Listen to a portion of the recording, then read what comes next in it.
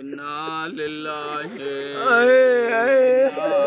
इलैहि राजिऊन। ओ शरीफो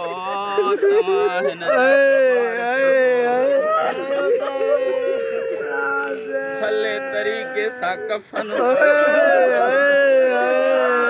गुस्ल दिनो थवसे मौजूद हन।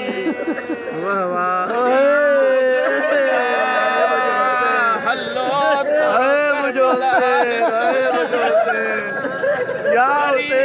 ज़हरा न कफन मिला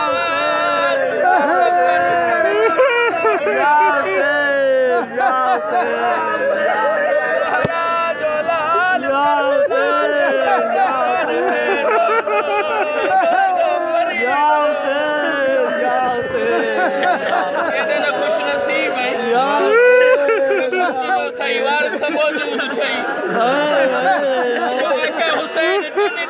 बगैर कफन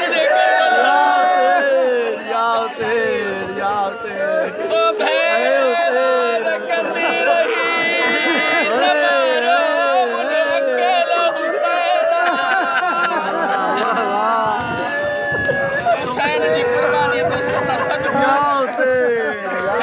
गुला सना असा हजार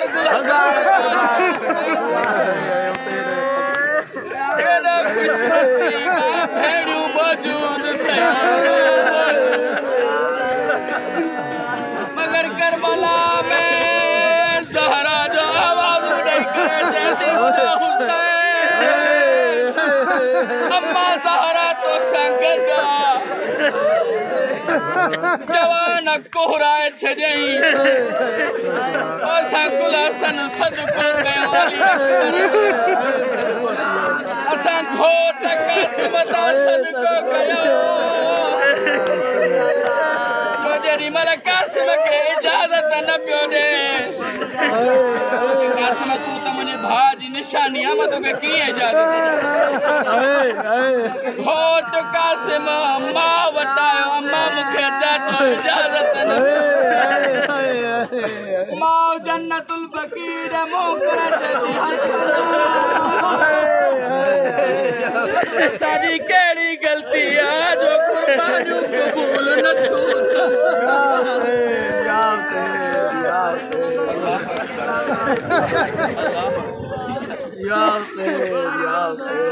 कासिम जे बाह में बदल तावीज़ खोले तावीज़ खोले लिखल अस्सलाम अलैका या गरीब वो मुझा गरीब भा मुते मुते जन्नतुल बकी मां भा जो सलाम भा मां त न हूंदुसि एका हिजरीअ में मुझे कासिम खे क़बूल कयो भा जो ख़त भा करबला में पढ़ियो के पढ़ी करे चई कासिम वञ तोखे इजाज़त घोट गुसजी आ करबला ये पंजे पुट नौजवान अली अकबर 8 सालन बाबा मां हाणे वञा